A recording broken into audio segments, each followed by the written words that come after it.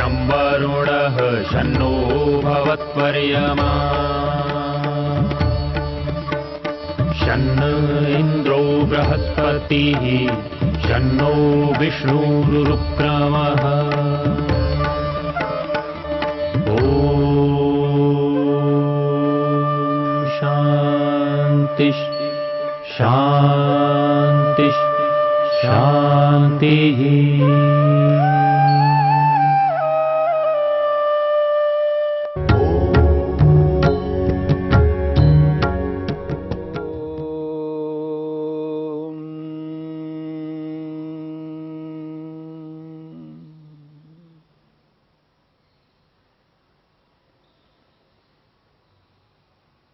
योग दर्शन के समाधिपाद के 40 सूत्रों पर हमने विचार किया है।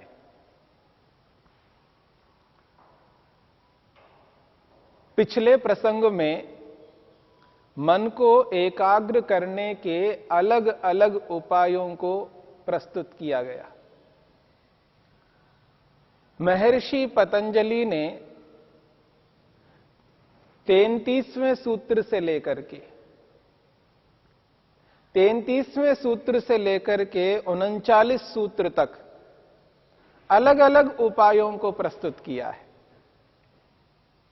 मैत्री करुणा मुदितोपेक्षाणाम सुख दुख पुण्य विषयाणाम भावनातश्चित्त प्रसादनम। इस सूत्र से लेकर के यथाभिमत ध्यानाद्वा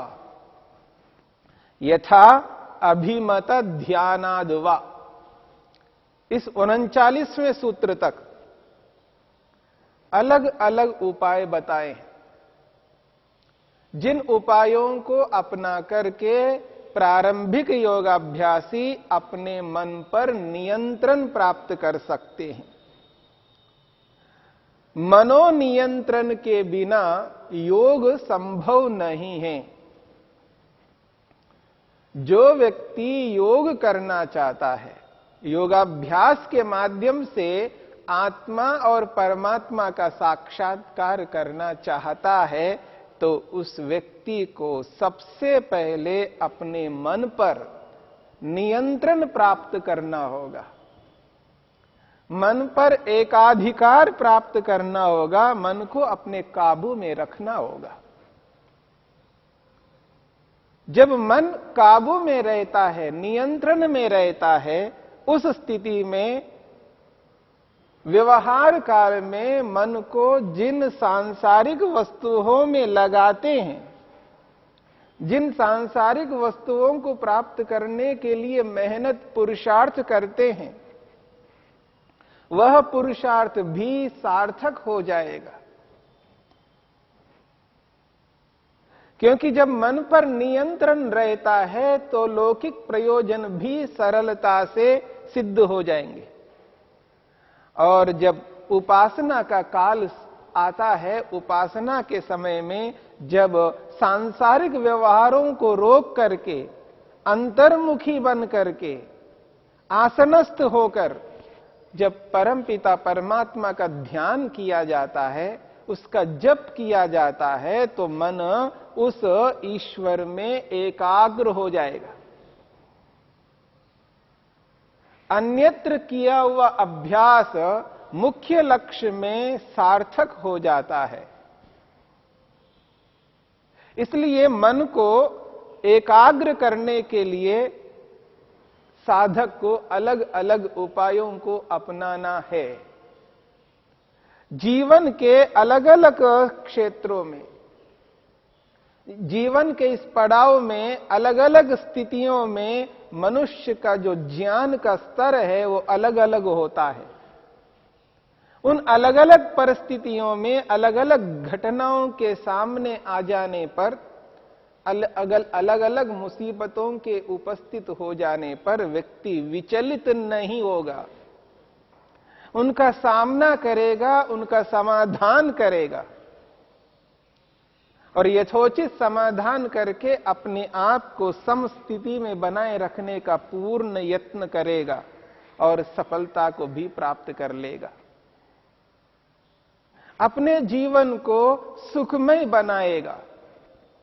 योग एक ऐसा माध्यम है, आत्मा को सुख पहुंचाने वाला है, आत्मा को सुखी करने वाला है, आत्मा के दुखों को दूर करने वाला है।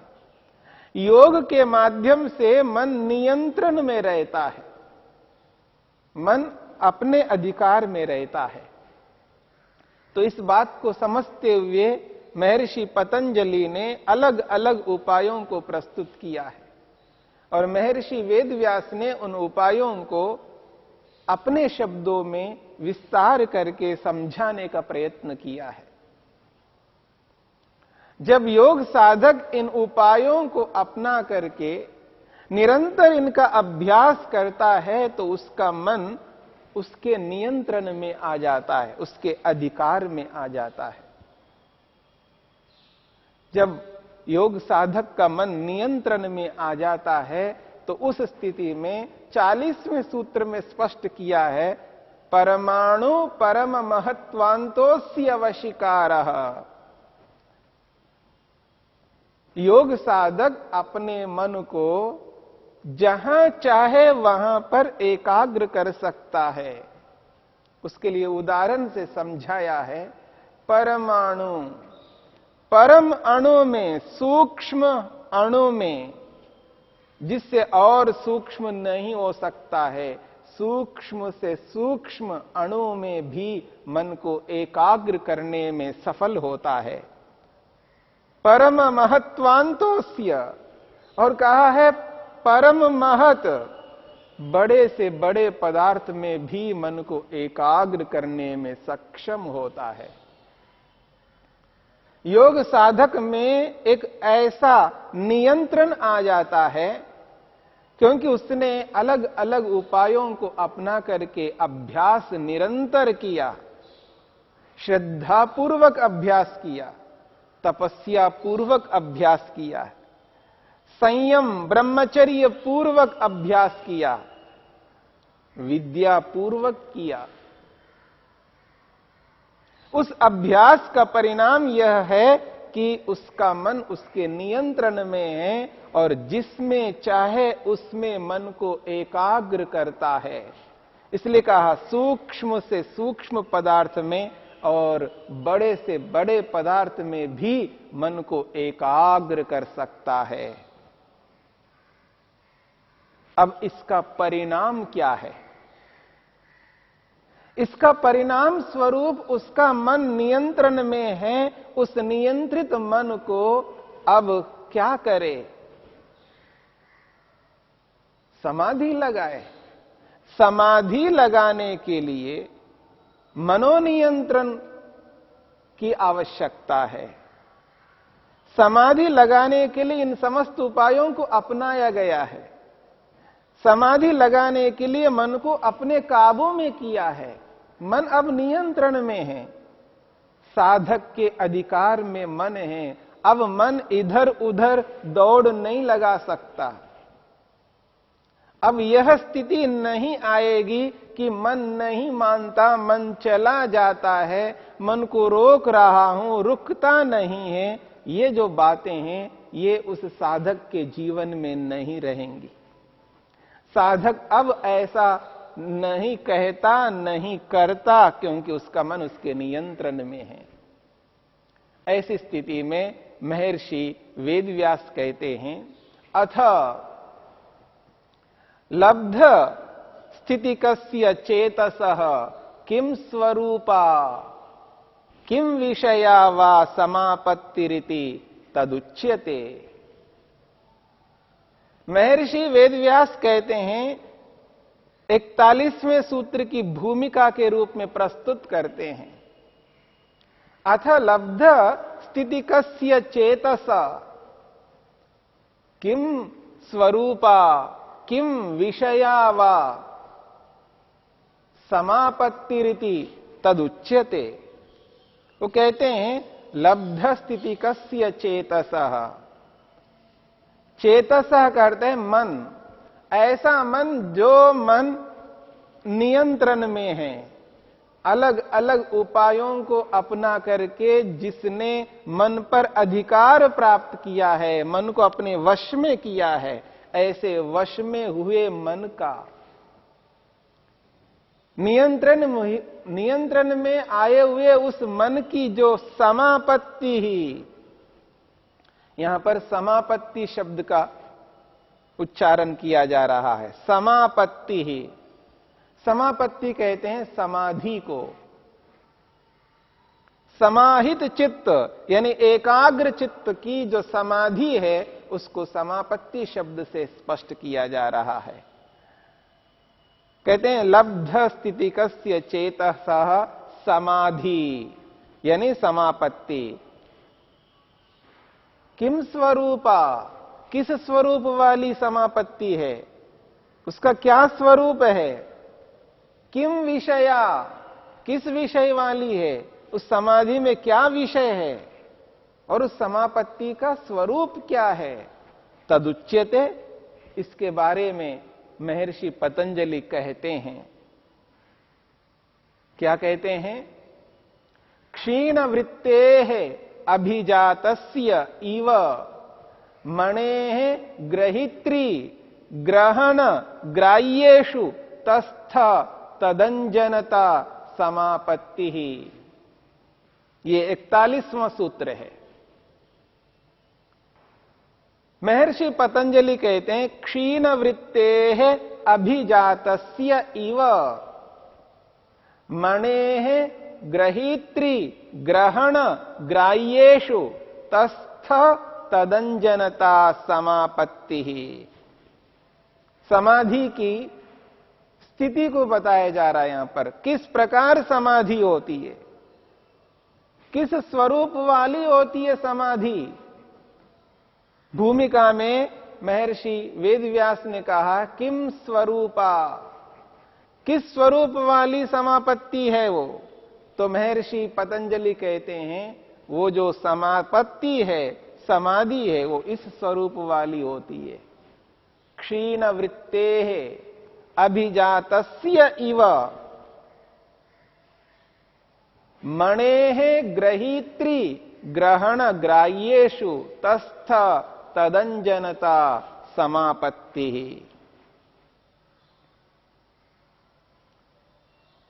विषय भी बता दिया है और स्वरूप भी बताया है। किस स्वरूप वाली समापत्ति है तो उसका उत्तर दिया है, और किस विषय वाली समापत्ति है उसका भी उत्तर दिया है। महर्षि पतंजलि कहते हैं क्षीण वृत्तेः सूत्र में। अब इस क्षीण वृत्तेः को स्पष्ट करते हुए महर्षि वेदव्यास लिखते हैं क्षीण वृत्तेः इति। क्षीण वृत्ति का अर्थ क्या है, क्या अभिप्राय है। तो महर्षि पतंजलि के इस क्षीण वृत्ते का अर्थ करते हुए वेदव्यास कहते हैं प्रत्यस्तमित प्रत्ययस्य इत्यर्थ। वो कहते हैं प्रत्यस्तमित प्रत्ययस्य। क्षीण का अर्थ वेदव्यास कहते हैं प्रत्यस्तमित, और वृत्ति का अर्थ करते हैं प्रत्ययस्य। देखिए हमने वृत्तियों के बारे में पढ़ लिया है। योगश्चित्त वृत्ति निरोधा समाधि पाद के दूसरे सूत्र में वृत्ति को समझने का प्रयत्न किया। वृत्तयः पंचतयः क्लिष्टा क्लिष्टा, इस सूत्र में हमने वृत्तियों को जाना है। वृत्तियां दो प्रकार की होती हैं, क्लिष्ट और अक्लिष्ट, सुखदाई और दुखदाई। और कहा है पंचतयः, 5 प्रकार की वृत्तियां होती है। और ये भी समझ करके आए हैं, हम पढ़ करके आए हैं कि ये जो 5 प्रकार की वृत्तियां हैं, प्रमाण, विपर्यय, विकल्प, निद्रा और स्मृति, ये 5 प्रकार की वृत्तियां होती हैं। और इन सभी वृत्तियों को समझने का प्रयास किया है। प्रमाण वृत्ति क्या है, विपर्यय वृत्ति क्या है, विकल्प वृत्ति क्या है, निद्रा वृत्ति क्या है और स्मृति वृत्ति क्या है। और यहां पर 41वें सूत्र में महर्षि पतंजलि स्पष्ट कर रहे हैं क्षीण वृत्ते है। यहां कहा जा रहा है वृत्ते है, क्षीण वृत्ति वाली जो स्थिति है, जहां पर वृत्ति क्षीण हो गई है, रुक गई है, कमजोर हो गई है, रुकी हुई है, दबी हुई वृत्ति है। इसी बात को महर्षि वेदव्यास कहते हैं प्रत्यस्तमित। प्रत्ययस्य, वृत्ति को खोल करके वेदव्यास कहते हैं प्रत्ययस्य। प्रत्यय कहते हैं ज्ञान को, क्योंकि वृत्ति ज्ञानात्मक होती है। ये जो प्रमाण वृत्ति है, विपर्यय वृत्ति है, विकल्प वृत्ति है, निद्रा वृत्ति है, स्मृति वृत्ति है, ये पांचों वृत्तियां ज्ञानात्मक वृत्ति हैं, ज्ञानात्मक वृत्तियां हैं। प्रमाण वृत्ति में प्रमाण का बोध होता है, विपर्यय वृत्ति में मिथ्या ज्ञान होता है, विकल्प वृत्ति में वस्तु नहीं होती है लेकिन वस्तु के बिना ही ज्ञान होता है, शब्द होता है, वस्तु नहीं होती है, ऐसा ज्ञान विकल्प वृत्ति है। निद्रा में भी सुख दुख मोह का बोध होता है और स्मृति में भी बोध होता है। तो इन पांचों वृत्तियों में बोध ही होता है, ज्ञान ही होता है, इसलिए इनको कहा है प्रत्ययस्य। ज्ञानात्मक है ये, इसलिए प्रत्यस्तमित प्रत्ययस्य। ऐसा ज्ञानात्मक व्यापार है, ऐसा ज्ञानात्मक ऐसी वृत्ति है जो प्रत्यस्तमिता, दब गई है, रुक गई है। इसलिए कहा क्षीण वृत्ते है। ऐसी वृत्तियां हैं जो क्षीण हो गई है, दब गई है, रुक गई है, समाप्त हो गई है। किस स्थिति में? समापत्ति की स्थिति में, समाधि की स्थिति में। जब समाधि लगती है तो ये वृत्तियां रुक जाती हैं, समाप्त हो जाती हैं। तो क्षीण वृत्तेः का अर्थ हुआ है कि जो वृत्तियां 5 प्रकार की वृत्तियां हैं वो रुक जाती है। मन की 5 प्रकार की वृत्तियां रुक गई है। ऐसे जो मन है उस मन की समापत्ति जो होती है वो समापत्ति ग्रहित्री के रूप में, ग्रहण के रूप में, ग्राह्य के रूप में होती है। इसको और समझने की आवश्यकता है। आगे इस सूत्र को लेकर के और विचार करेंगे। क्षीण वृत्तेः अभिजातस्य इव मणेः ग्रहीत्री ग्रहण ग्राह्येषु तस्थ तदंजनता समापत्ति।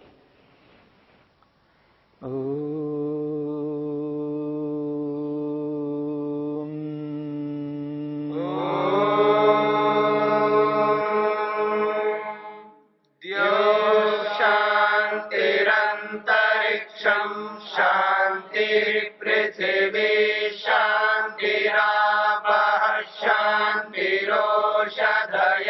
शांतिः वनस्पतयः शांतिर्विश्वे देवा शांतिर्ब्रह्म शांति सर्वं शांति शांतिरेव शांति क्षमा शांतिरेधि। ओम शांति शांति शांति।